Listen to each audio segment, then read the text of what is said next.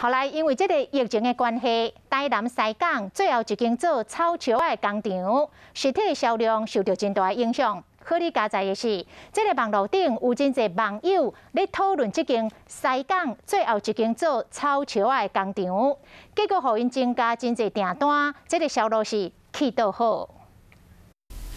疫情影响各行各业的生活，嘛，互伫西港的咸草桥的工厂受到影响。本来是透过店面入卖，即马网络的生意嘛袂歹。